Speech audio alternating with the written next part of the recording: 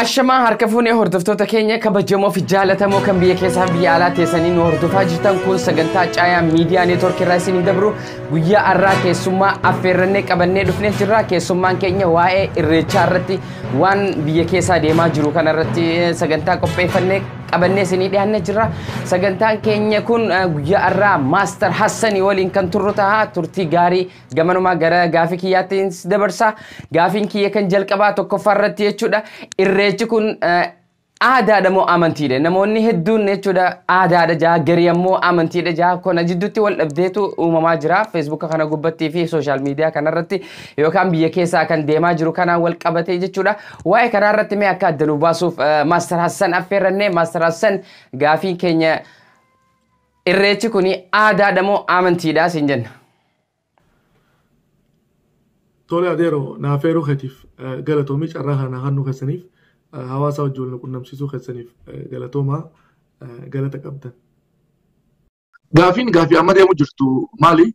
Irreechi maali waan jedhu gartee aadaadha moo amantiidha waan jedhu waan irreechi aadaadha moo amantiin gaafii bareedduudha. Kana akkaataan deebisu irreechi amantiidha. Amantii Oromoo warra waaqeffataati. Amantiin akkuma islaamni iida soomanaatii fi iida arafaa qabu isaanillee irreecha birraatii fi irreecha afraasaa qaban tokko kadhannaati tokko galata galfannaati amantiidha jechuudha. Taateewwan achirraa raawwatamanillee ka amantiin san ajajju godhama jechuudha. Irreechi amantiidha. Wanni uummanni Oromoo ka amantii irreechaa qabu kun deddeebiidhaan godhu maal ta'a? Aadaa hawaasa saniitta. So hoggaa wanni san aadaa taatu irreechi san aadaa Oromooti jechuudha. Waan Oromoo yeroo hunda godhuuf deddeebiidhaan waan godhuuf. Fakkeenyaaf namni tokko yoo falmaa jaalate aboo inni falmaan aadaa isaatii bara aadaa godhatee jira jaan. Kana jechuun deddeebiidhaan namni waa falmuu jaalate jechuudha. Huccuu tan amma yeroo hunda Oromoon uffatte huccuun tun maal taati booda? Aadaa Oromoo taate jechuudha. Waan Oromoon deddeebiidhaan uffatu jechuudha. Oromoon deddeebiidhaan waan ayyaaneffatuuf ayyaana isaa waan ta'eef aadaa Oromooti. Lakkii ka Oromooti miti yoo aadaa Somaaleeti, aadaa Adareeti, aadaa Amaaraati, lakki aadaa Oromooti. Amma uffata aadaa yeroo ilaalte uffata aadaa Oromoo jettaa bara. Oromootu beeka uffanni kun aadaa Arsiiti, aadaa Baaleeti, aadaa Harargeeti, aadaa Booranaati Oromootu adda beeka. Ambiti aadaa Oromoo ta'uu beekan yoo aadaa Oromoo naannoo feetee uffattee baate. Aadaa Oromootiin beekan jechuudha. Si galte Oromootu keessa beeka. So aadaa Oromoo tokko jenne aadaa Oromoo warra waaqeffataa akka ta'e, aadaa Oromoo kiristaanaa akka ta'e, aadaa Oromoo Islaamaa akka ta'e Oromoon ni beeka. Garuu aadaa Oromooti. Because aadaa Oromooti biratti hin dandeessu Oromoodha waan san godhu. So akkasiin irreechi aadaadhaas amantiidhaas jechuudha. Deddeebiidhaan godhu. Aadaa waan deddeebiin dhufu jechuudha. Oromoon amatuu irreeffachaa amata kuma meeqa? Irreeffachaa waan dhufeef aadaa isaati. Aadaa Oromooti. Si galte? Aadaa miti jechuu hin dandeenyu. Aadaa Oromooti. Amantii Oromootiis. Ani akka Oromootti Oromoodha. Aadaa Oromooti sanis. Aadaa jechuu hin danda'u. Aadaa Amaaraa jechuu hin danda'u. Aadaa saba Oromooti. Anummoo Oromoo Islaamaati amantii Islaamaatiin fooloo. Irreechi dallaallatu jechuudha. Garuu aadaa Oromoo ta'uun hin beeku. Beekamtiin kanaaf aadaa isaati. That's why lakum diinukum waliya diin wanni rabbiinuu nama Muhammadiin jee maal? Nama Muhammad gaafa lakum diinukum waliya Qureeshii baanaa basaati. Gosatti ergamee bargoosaa takeessaa ergamee jechuudha. Ana isin qofaa miti addunyaa fi ergamee rahmatan lilaalamiin asii galte. Isaati haa guyyaa tokko keenya gabbari guyyaa tokko kee gabbarrenna lakkii jee rabbiin dideen. Atiis qofa qabda isaanis qofa qabda. Nuti Oromoodha. Oromummaa waliin qabna. Amantii hoggaate immoo warri waaqeffataa jee amantii Oromoota dur qabatee deemu jiru. Mirga isaaniitti qabatanii deemuun garuu laama sigaltee achitti adda baati. Irreechi immoo amantiidha moo aadaadha ka jedhu aadaadhaas amantiidhaas. Amantii isaantu deddeebiidhaan hawaasisa yeroo godhu maal ta'e? Aadaa jechuun waan deddeebiin namni tokko godhu akkasitti irraa gallateeru. Akka fakkeenyaaf akka amantii Islaamaatiif amantii Kiristaanaatti masgiida qabaatee yookaan charchii qabaatee guyyarraa yookaan torbaanirraa akkasitti waan hin qabneef amatarraa deebi'ee waan dhufuu fi yeroo takka waan dhufu kun wallee amantii miti warra jiru jira. Amma amantiidha moo aadaadha asirratti jechuun adda baafatan jechuun gaafii ta'e tana deebi'ati nuuf kanneen tana irratti mee gamanumaa gara gaafii lammaffaatti si dabarsa. Mootummaan hoo maaliif sodaatamee irreecha kana akka Oromoon wal geessee hin kabajanneef maaliif sodaatee sagantaa tana namoota afeere qoftiin akka irratti hirmaatan maaliif barbaade? Yaa maaliif ni beektaa? Mootummaan Oromoo beeka. Oromoon saba bal'aadha. Amma fakkeenyaaf hawaasni Oromoo bal'aan irreecha dhaqa. Irreechi kun zamanaa ijoolleetu guddatti hin godhamu waaqeffatu godhata beeku. Lakkaroorroon ambaatu cimaa dhuftu. Mallas Zeenaayifaan takka shaneedhaan nama kana ijaaranii namni akka walitti hin dhufne akka godhamaa adda eeguu turan. So maal murteeffate uummanni Oromoo yoo ayyaana Islaamaa Iid Islaamaa irra koottaati waan Oromoo haasofneetti Maaleen ni dhufti Islaama, Adareen ni dhufti, Guraageen ni dhufti, Tigreen ni dhufti, Amaareen dhufa. Islaamummaa hojii qabda. Yoo ayyaana masqalaa irratti koottaate masqalaa irratti Guraageen si dhufa, Amaaraan dhufa masqalaa. Irreechi yoo itti immoo Oromoo qofaa waliin dhufa. Sababa kanaaf irreechi filame addatti. Sigaltee ayyaana kaanirra. Islaamaatii fi kiristaanarra irreechi addatti filameef ka Oromoo waan ta'eef Oromoo qofaan dhufa. Oromoo yeroo waliin dhufe immoo waan garaa isaa wal dabarfata. Wal argata. Humna walii ta'a. Mootummaan kunniin jechuudha. Sigaltee wanni irra sodaatu gaafii itti kaatu jira yeroo manni irreechaa wal dhufu kana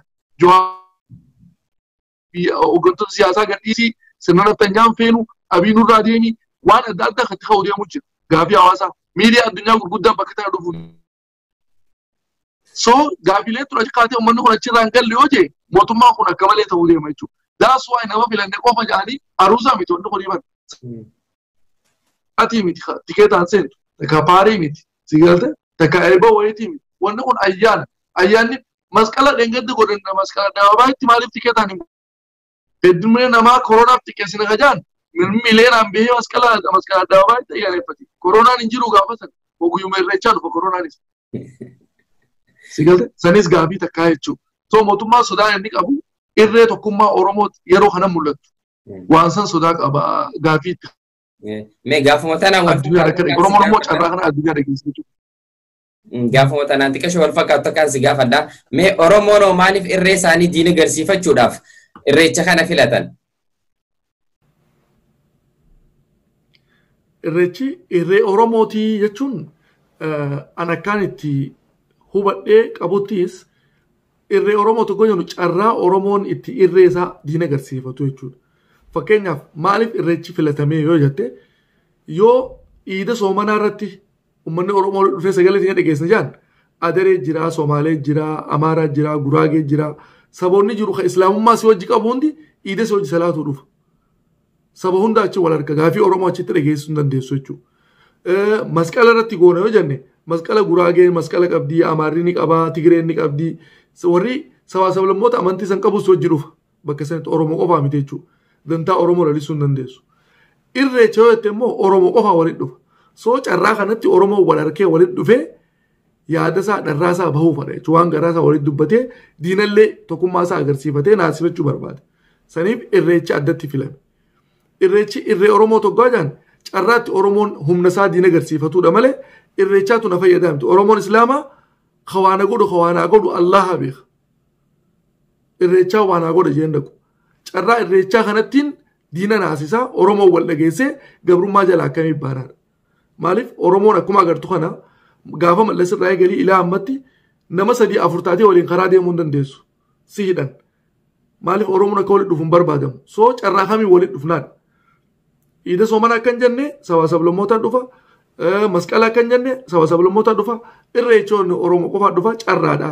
Carraa kanatti irreen Oromoo mul'achuu dandeessi waan jiru hayyootaan irratti tarsimoon dalagameeti. Wanni kun kabahamee jechuudha. Gaafaan ani ijoollee kan hin beeku baran irreechan dhageenye. Warri irreechan ammoo waa xiqqoo hanqoo irraa waaqeffataa godhachuu ture jechuudha. Carraan kun eegamu booda immoo namni walitti dhufee baay'inaan godhamaa bahee jechuudha. Si galte tana akkasittiin hubadhaa irree Oromootiin ja'anillee. Malee hawaarraa dhorku hawaa godhuuf Oromoon Allah ta'uu ni beeka. Immoo carraan itti diina naasisee irree isaa agarsiisu. Irreecha waan ta'eef irreechi irree Oromootii jenna jechuudha. Mee gara gaafiitti aanutti si dabarsaa. Fatwaa shee adamtuulaa amata dabree fakkaataa wanti kun kan kanne yookaan san duraas ta'aati sirriitti ni beektaa. Mee waa'ee irreechaa kanaan wal qabatee fatwaa inni kanne kana mee akkamiin ilaalta akkamitti ibsite? يا شيخ آدم تولا هيو أورومو نيرو أماك أبدو هيو أمنتي قدانا عمري الأنس بوليسا مرتين اللي دبرسون دينو مرتين رجعتوا دا فرتامك أبدي نمو إسلامته أورومو هند برت including me فرتامك أبواني جاو دور أبنا سينكابو إنفالمون اللي because هيو نتكابنو أنبياء بوده أورومو أبدو قدان توكو حمل بنجرو إسا لأنه العلماء ورثة الأنبياء سيالته garuu bikki dubbiin jirtu eessaa yoo jenne akkaataa gaafiin itti dhiyaatteef sheekaaf. Sheeka irreechi halaali moo haraamii irreechi shirkii moo shirkii miti yootten akkaataa itti deebisuu qaba jechuuni akkaataa amma deebisanii deebisa. Lakki Oromoon dhaqeeta achitti salaataa dantaa yeroo wal dhufuu waan dhorkameef carraatti wal dhufuuf waan kana deema waan kana akkamiin laaltaa yootten sheen akka itti deebisuu qaba. Lakki carrumaan fadhee hun jiraatini akkana jee sheeni yoo murteesse waan sheeni jee namuuni fudhata. Garuu sheeni gaafii gaafatame akkaataa itti gaafatameen deebii amantiin isarraa eedu kan. Kana illee ni fudhadha 100% waan sheeni jee. Because sheeni sheeka kiyya ulamaa Oromoo ta addunyaarraa Oromoon qabdurraa tokko. Murtiin isaa murtii dhugaati jechuudha. So gaafumaatu sirnaan dhiyeessuufii qaba.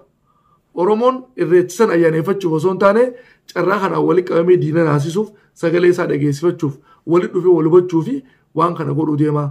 Inumaa salaanni illee yerootti ga'e hin qadeessanii dirree irreecha sanitti waaqeffatu irreeffatu isaallee asis salaatanii. Jaanii waan jiru itti ibsanii adda baasanii fi akka sheenii fatuwaa kanu godhuun ni danda'ama. Because sheeniin duuna lubbuun ni jira irrallee jechuudha. Sheenii sheeka guddaa keenya akkasiin gaafiin haa dhiyaafattuuf waan jiruun qaba. Galatoon. Hayyee.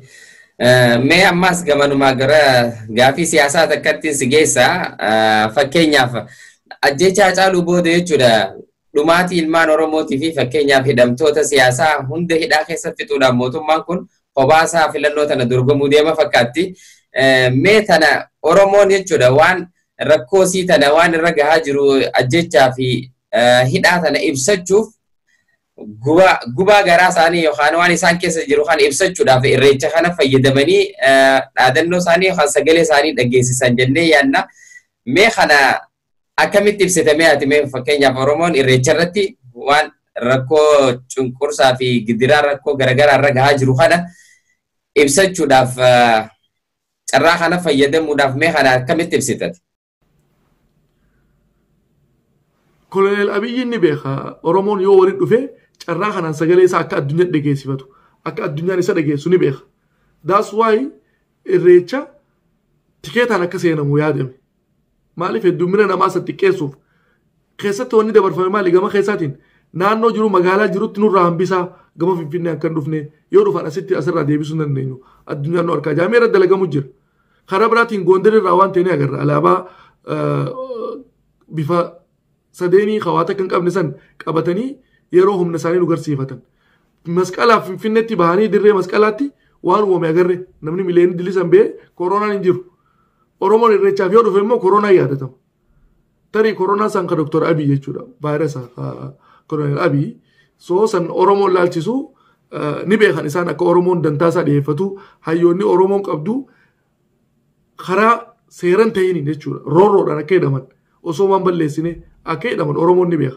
Saniif Oromoon yoo Jawaar shoror keessaa ta'an shoror keessaa dhachaa jira irraan tana hawaasni biyya.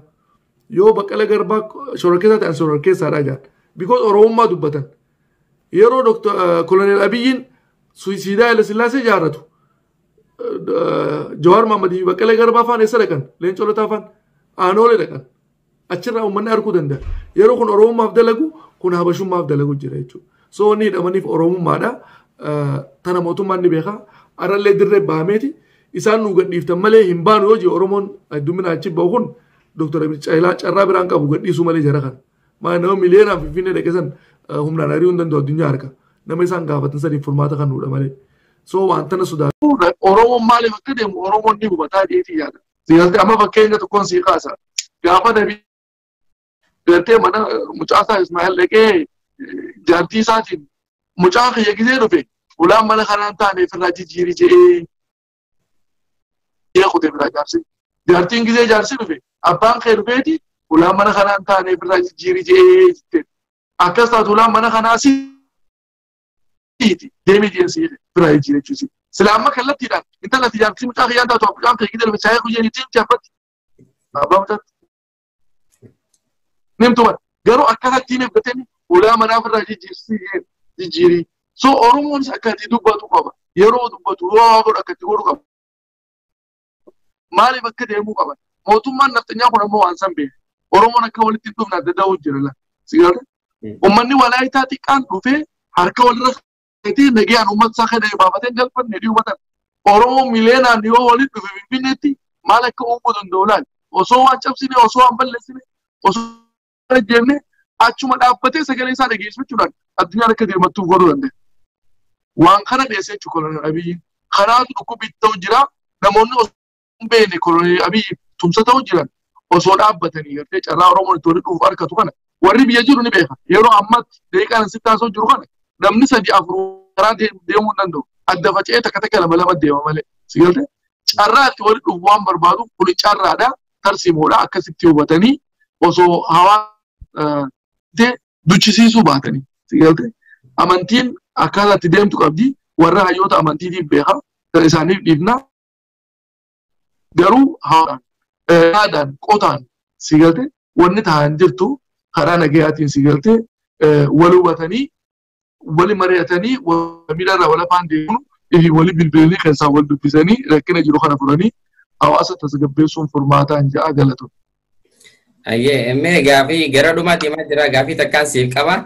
Mee irreechi kun irreeta eenyu jechuun tuni shirkiidha warra joo jira yookaan haraamii warra joo jira mee lamaan kan akkamitti ibsite? Yaa irreechi irree Oromooti. Oromooti carraa kana wal dhufee irree isaa mul'ifatee jiru diinatti. Malee irreechaatu irree waan adeen irraa dhorkame. Anamma Islaam. Irree tahaa carraa tahaa jechuun jira malee irree santu na fayyadaan jiru. Kana fayyadu kawaana godhu danda'u kawaana godhus Allah qofa. Sigalte irreen tiyya guddoon Allah jechuudha. Garuu carraan itti Oromoo walitti dhufee tokkummaa isaa diina agarsiifatuun irreecha kana irreechi irreetee nyaawwan Oromoo jiru. Malee inni miti. Hirkannoo diinaa sanii ni miti. Sigalte ija irraa dubbatu qaba Oromoon. Fakkeenyaaf sii kaasa hoggaa kanaa kun jiru nuutu isin uume nuutu dachii uume gaa jiru rabbiin kun meeqa. Akka uummanni jiru san salaana sadii jechuudha. Jecha akkatti dubbatu qabaa jechuudha. Akkatti dubbatu qabda waan takka gizee gootu waan irraa dubbatu qaba sigalte. So feerratti hiikanii namaan dogoggorsiisuuf yaaduun ani sirriin natti hin fakkaatu. Oromoon irreetii hoggaa jiru irkonnootiyaa amantii irreechaa saniin waaqeffatan saniin fudhadhee jechuu miti. Oromoon Islaamaa dilli san gidee achi dhaqu irreecha irraa waa takka hin qabu. Inni dantaan isaa Oromoo walitti dhuftee aadaa uffattee faayini Oromoo akkasiin mul'atee diinni nahu achi keessa Oromoon sagalee isaa walii dhiyeessu amma daawwan abii naftanyaa ni yaadda. Kana waan deemu hamma mootummaa firaasdaa jiruudhaan abii kana achitti deemu. Sigalte addunyaan dhaga'uu deemu.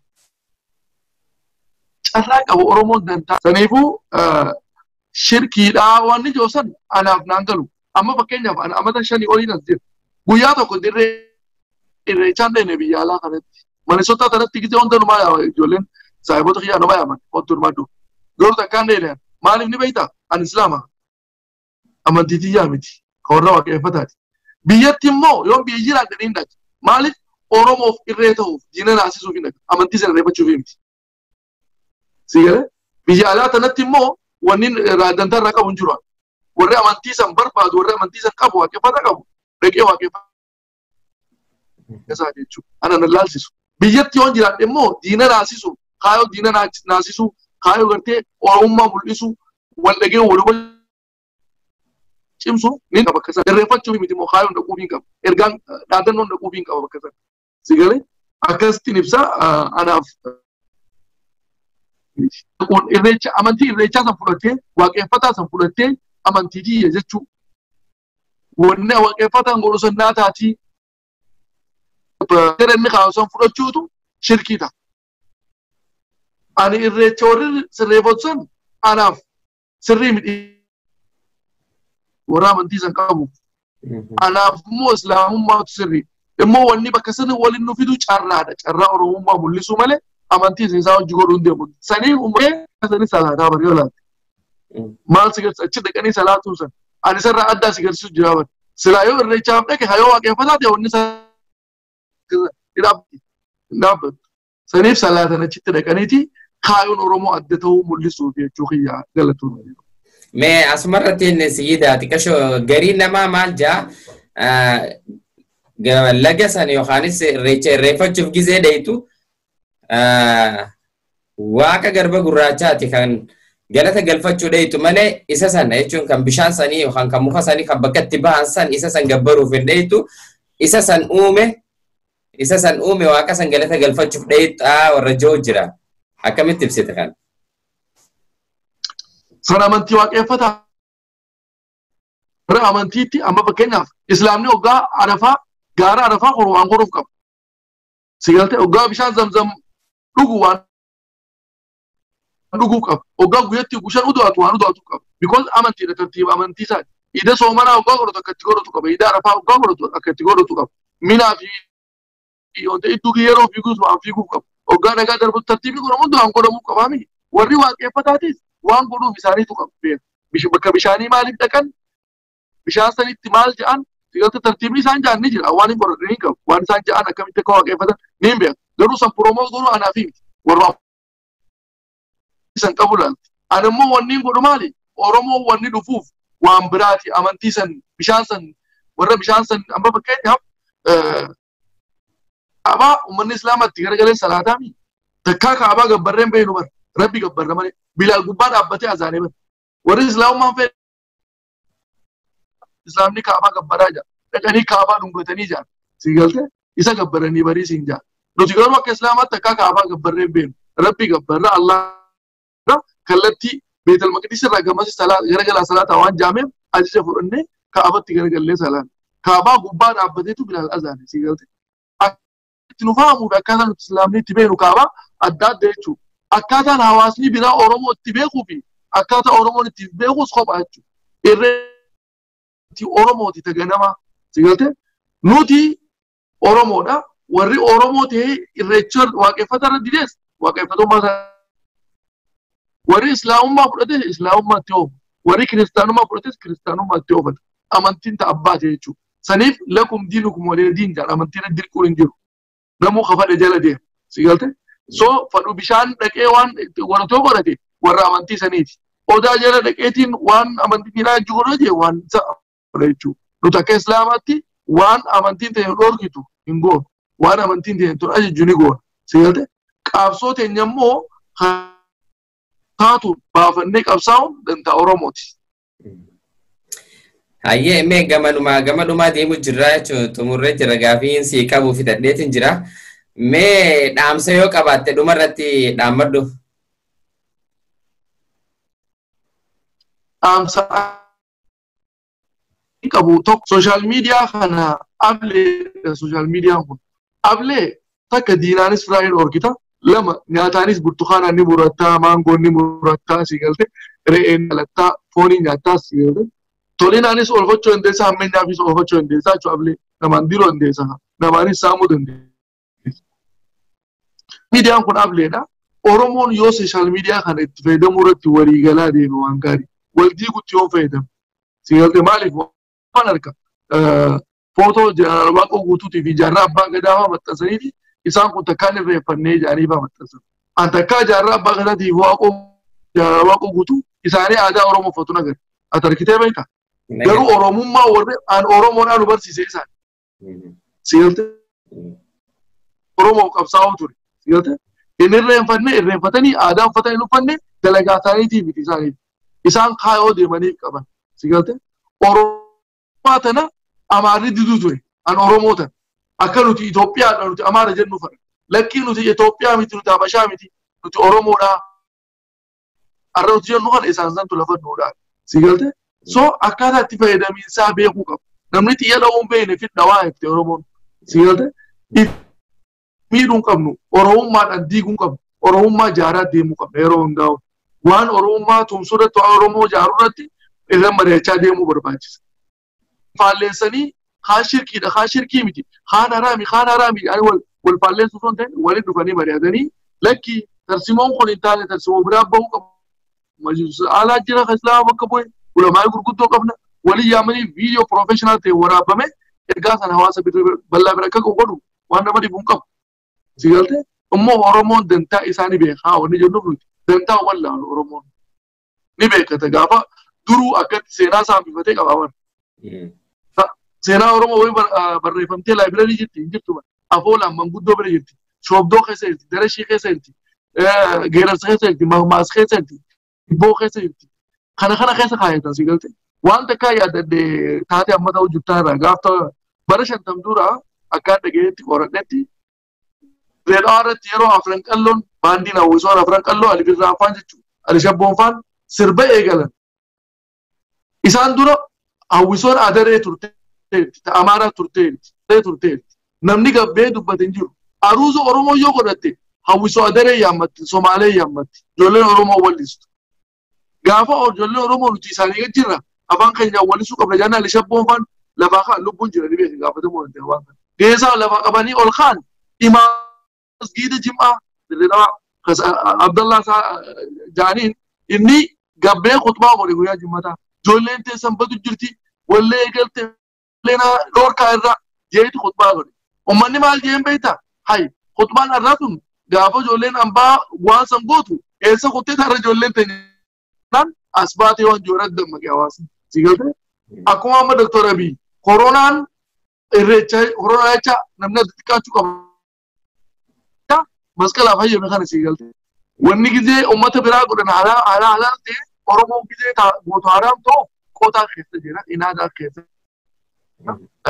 وانيو ما خيس جرا چو سو مورتي سرين تور غاف مدراتو سلا غاف ادريني سوماليني باندي غورتني سربنسن حرامي جامت مقبتر اورمو كده اسبات حرامي چوسن واندوغا تيبخي مسجد الجمعه امام نواس سنگول غاف افران قلون سربجل قبدو چتري دار سي أرلي وانا كسي توجد دي ورمو دنتانا دي دوبو مكا أمنتي قرأتني ورد دوا بوجد دوا قرأت وانا خد أبتشوك أبا ورمو ولا أبتو مو وانتو كوم سرد يودا سيغلتي تو كم معنا ورمو لليسا أمنتيني سنجاي فيك سيغلتي وان نجاي وحواسان ديني رتي دلقو تغارينا ولا ربسون غارتي يادا ولي تدبتني والمريتني ولبتشو نمي تكون عفاتي هو الانتان اللي يادا والمريتشو ندوقم ولا ربسون بوان كبو عادتي سنكب amantitti sin qab addunyaa jirtu hundaa'u kanama arrabsaa ittiin jirtu wal haasa'uu wal gorfachuu walitti haasa'uudha wal mariitti amantiin hundi soo itti mari'atanii yaada dhiyeessanii